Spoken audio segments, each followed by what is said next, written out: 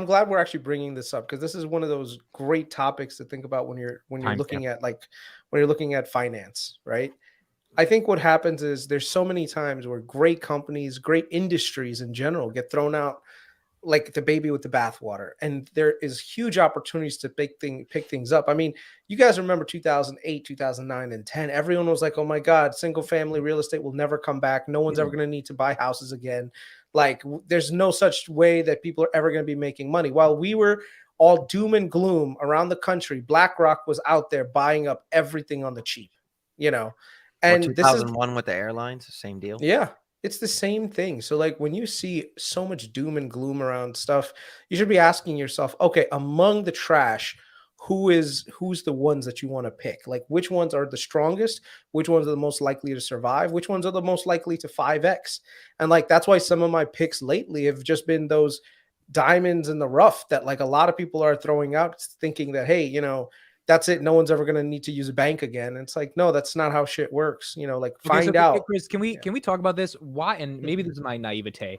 I keep hearing commercial real estate is in trouble. It is good Mhm. that banks have less exposure to commercial real estate as a percentage of their loans if they do. Why? What is the macroeconomic argument for in this current economy why commercial real estate is a bearish thing on a bank's balance sheet right now? Like, why are there so many articles popping up about this? Okay, so this happened. This is like the one of the symptoms of like the easy credit market that we've had for the last 20 years, right? Everyone was just building more and more office buildings all over the country. There was actual demand for it. Remember WeWork?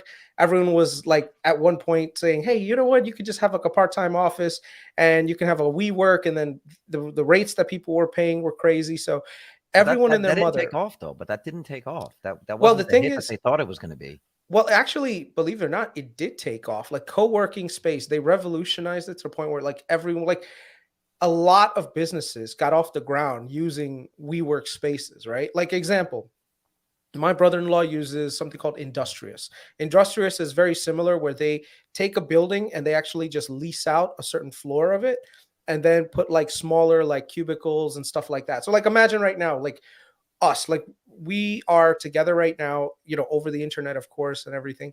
But like, let's say we wanted to do a podcast in the city.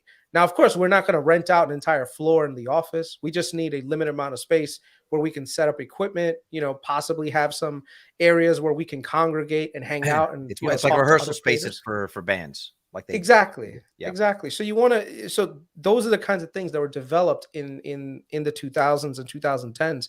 And so a lot of commercial real estate was being built because everything was cheap loans, right? You could get a loan for like 3%, 4%, and your cap rates made a lot of sense, right? So the amount of return that you would get made absolutely like gangbusters return. So everyone was building as many office buildings as they possibly could. Of course, we've got double whammy comes in, two main factors. You've got COVID, right? So everyone starts working from home. And then you've got on top of it, you've got the interest rates that they started to climb. So you got a double whammy hitting commercial real estate because work from home, the trend is reversing where there's a lot more people starting to come back to the office, but there's still a significant amount of people that are not coming back to the office. Like businesses realize they don't need all this additional extra space. They can Yeah, work why are people remote. saying no sound, bad feed? I can hear you totally fine.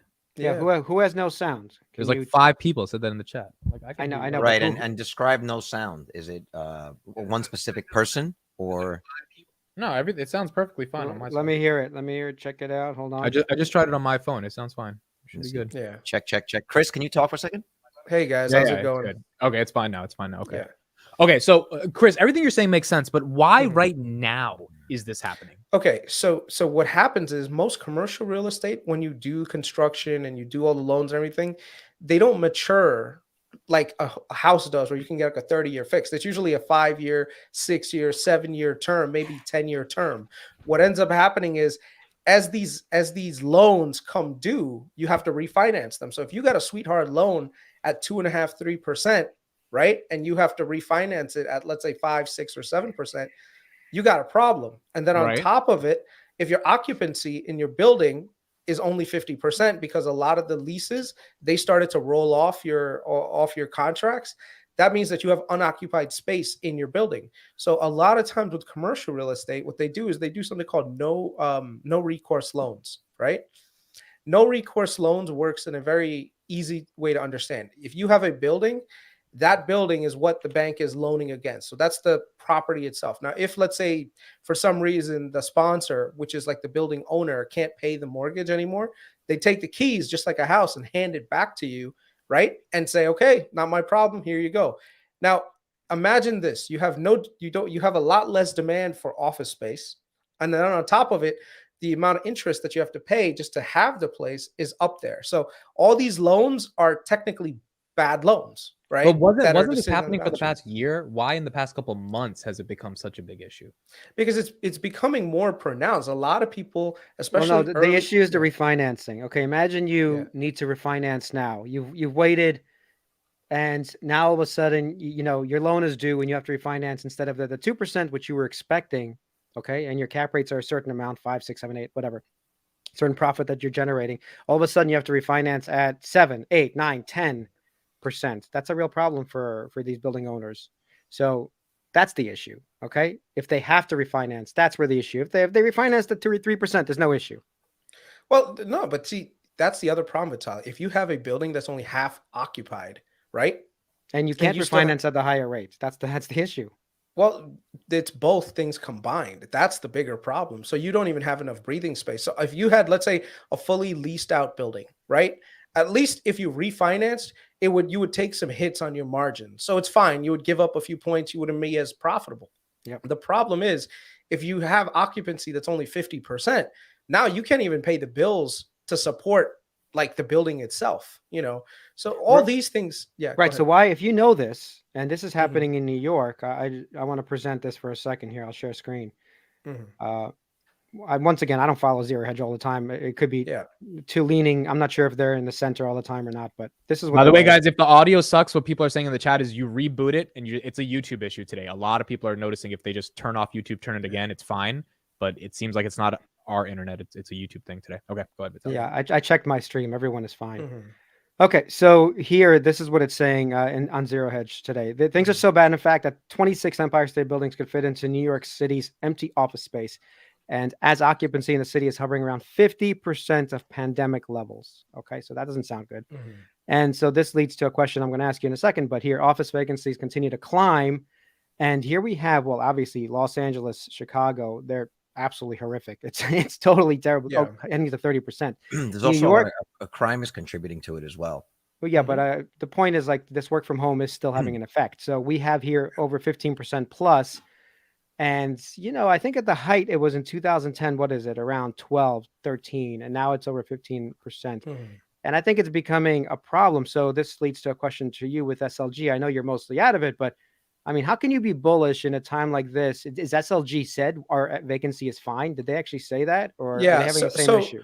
so the thing is, this is where you have to be ready to do some deep diving. And if you look at the general like commercial real estate market, there's three tiers of real estate that's out there in terms of commercial world, right? You've got something called class A buildings. Class A buildings are more modern, newer buildings that are fully amenitized. They're like a lot more open space plans. They have a lot of great ESG ratings to it, so they're very environmental.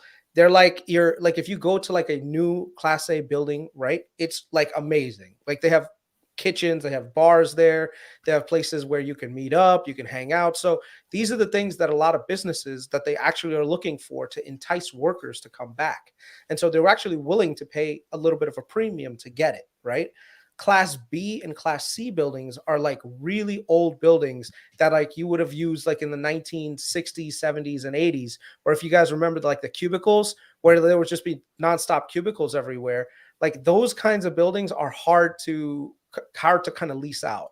So when you think about it, the businesses or at least the real estate that's able to have the higher class A buildings, like the number of class A buildings, they'll be fine because there's still a lot of demand for it. Like if SLG's current occupancy rate is 90%, right? Because all of their stuff is high quality stuff. But would that be like That's the Facebooks of the world, Amazons of the world leasing? Yeah, those? exactly. Facebook, Amazon, like they just did a really big deal with Palo Alto Networks in Manhattan.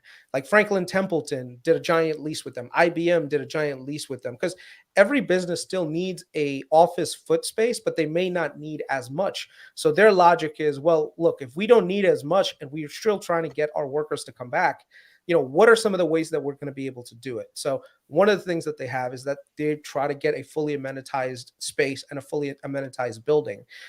Older buildings, they just don't have that.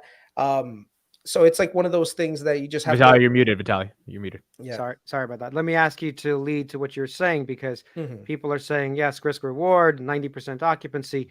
Yeah. See, the problem is right now it's getting worse. So I think when Mhm. investors are running out of these stocks, it's because SLG is going to be hit, even though it's 90% right now. This could easily go down to the 15%, 20% vacancy rate. So anyone who thinks it, because when a company makes a decision, and I actually work for some of these companies, the one I'm working for right now, I don't want to say their name, but Mhm. they stopped leasing their building this past year.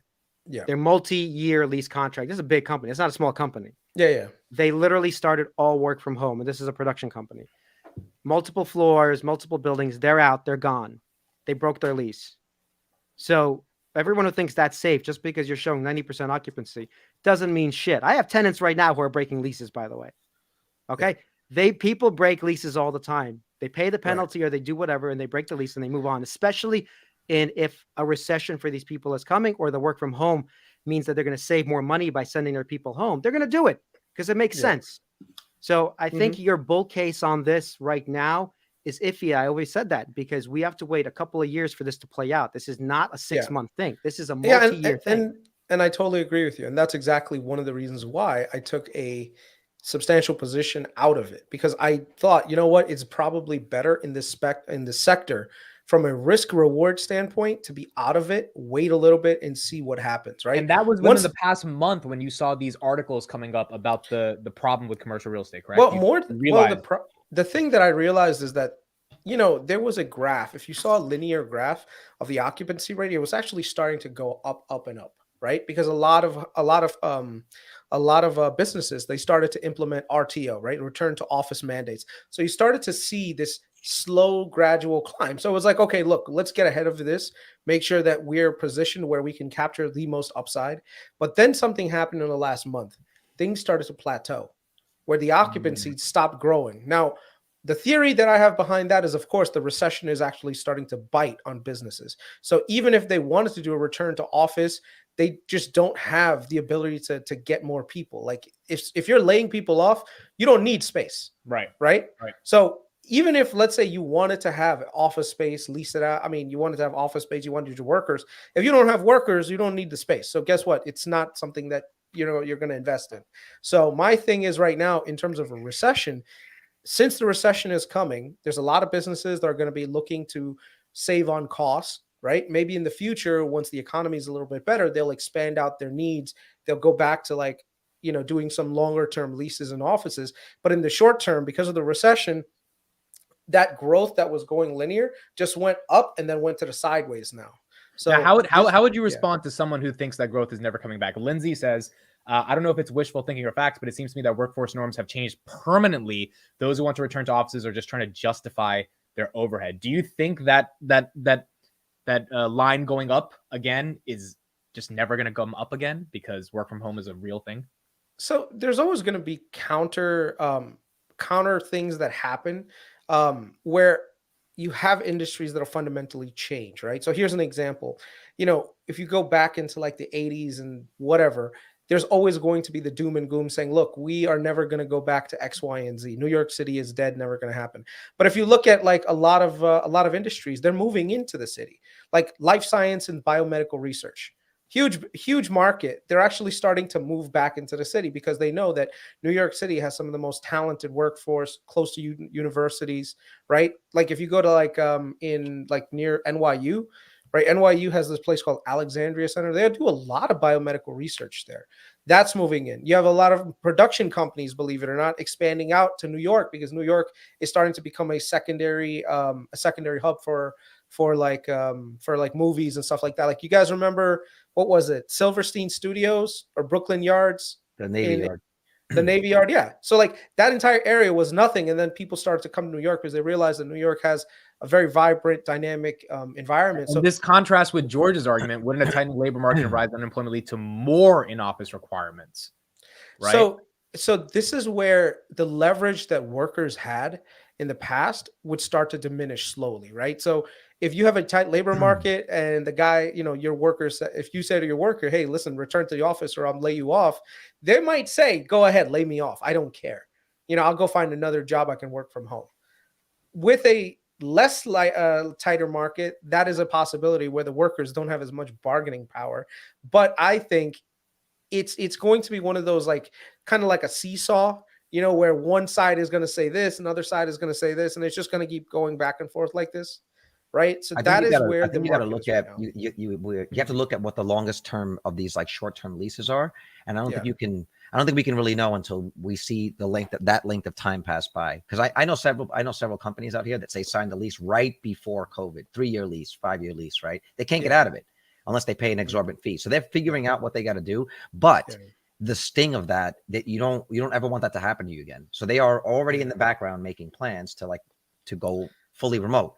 So they'll write out the lease, however they got to do it. But once that lease is over, they're going to cut and run. The flip side of that is what incentives can be offered, like you said, for the film business, right? Well, if New York City suddenly gives great tax incentives, that could counteract it. So there's going to be these forces that are competing, right? And only one side is going to win. By and large, though, I don't see us going back to those levels. I think now that people see the benefits of working from home, like a lot of the damage was to like parents, right? That had to figure out. Now that they've had enough time to figure that out, I don't think people are going to want to rush home. Like, I don't know anybody that wants to go back to the office. Most places that I know that have returned back to the office have done so as a concession. Like, okay, we'll do 2 days a week in the office. Or they alternate. They say every other week you come in 1 or 2 days to have your meetings and then you're done. I think even that'll be phased out. Matt Money is saying this is temporarily. I think he means that work from home is temporary. And yes, a certain part of it is, yes, people are coming back. Companies are asking. But I'm telling you, a big production company that I'm working for right now has sent everybody home. Do not come in. We have killed our lease. Okay. You are working from home. We are saving a fortune. This is a lot of people. We're not talking about one floor of people. This is a lot of people in a massive industry here. So if they're doing it, I can't imagine all the other production companies that I know they're thinking the same thing if they haven't done it already.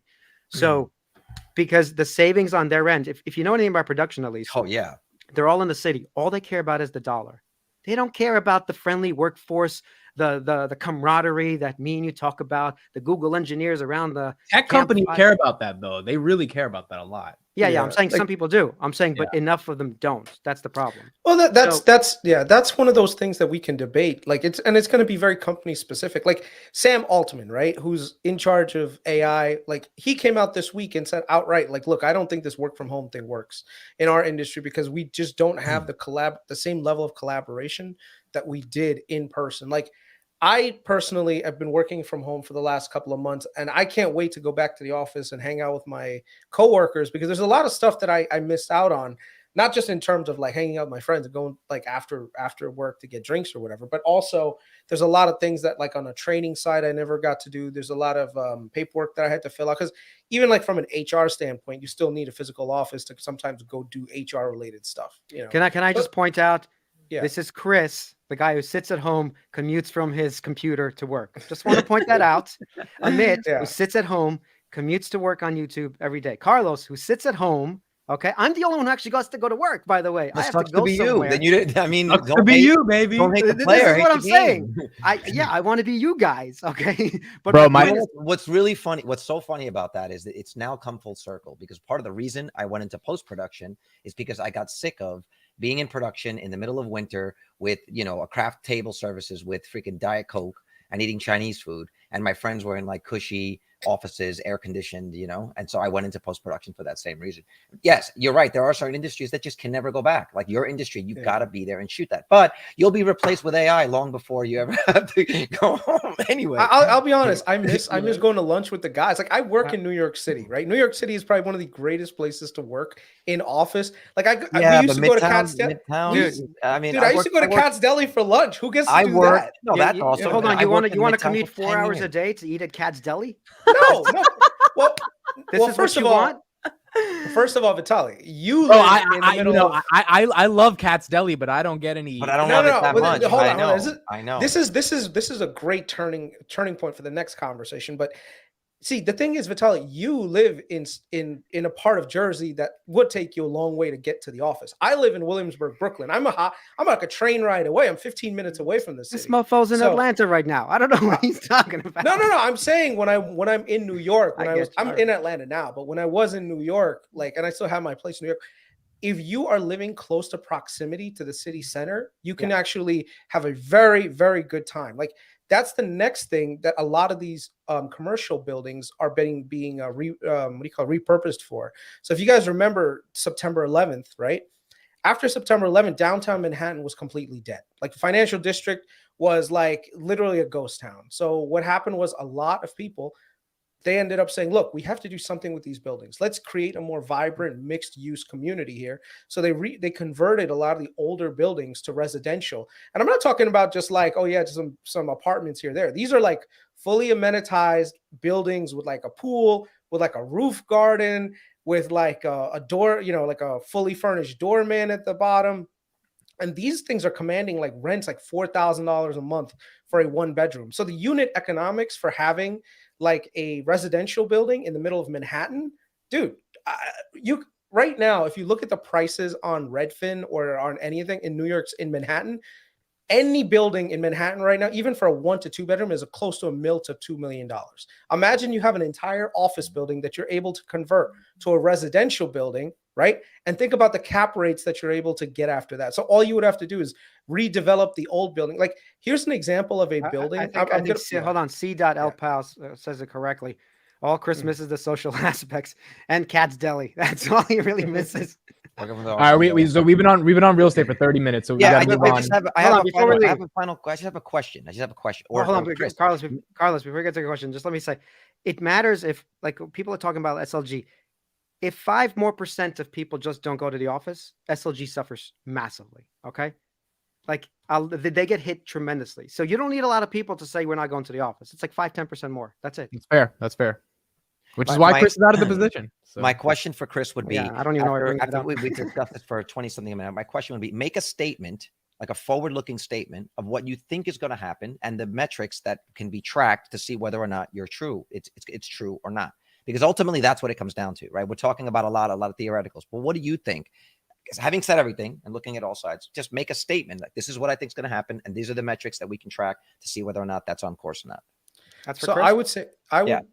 I would say office vacancy rates, right? So I think what do you think is going to happen first? What do you think?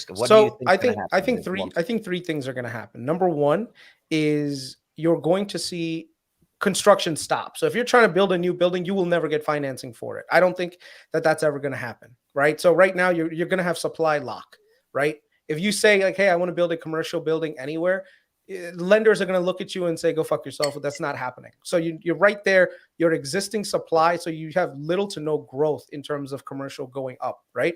You have older buildings that you have to do something with, right? If the cost of maintaining the building is too much, people are just going to tear it down and do something else with it. So I'm not talking about New York City because it's really probably hard to tear a building down and do X, Y, and Z with it. But if you're in the middle of, let's say, like other parts of the country, and you have an office building that's literally 40, 50 years old, you really can't lease it out, you can't do anything with it, the cost of maintenance is too high, it'll just go unused and it'll eventually be torn down. And that's about it. So once again, that's going to take supply off of the market once again. The next thing is, of course, the office to residential conversion. There are certain cities that are actively promoting this because even from a city perspective, what's happening is these office buildings provided a huge revenue base for these for the local property taxes. So if these local cities lose out on those buildings and the people that are coming into them, that's huge for them. So a lot of them are actually working to rezone their existing their laws to allow for more mixed use residential buildings. Because one of the reasons why you don't see as much residential construction in New York City is because there were laws put in place a long time ago saying you could only use this zone to build offices, and that's it. Like you couldn't go past a certain height and build a residential property there. Whereas now people are more like, hey, listen, we need to have a tax base, otherwise the city is going to end up going bankrupt. So a lot of changes around legislatively around zoning are starting to take effect. There's a lot of places. How even long in does Boston, that take, Chris, in New York City? Well, How long believe does it or that not, take in New York City? It's one of those things that the city is actually moving on really fast right now. Both Mayor Adams and Governor Hochul have been vocal supporters of this, and they're just working with the local city councils to get it done. But realistically, how one of the things that sucks about New York City to change my sink takes me a month and a half permit to get. Right, but see, here's the thing. New York City. But here's the thing: you're a small town guy. You're talking about New York City, Brooklyn. Go ahead, change your. No, that's fine. You're to do your sink. Vitaly, you and I both know that there's highways and then there's like dirt roads. We are on the dirt roads.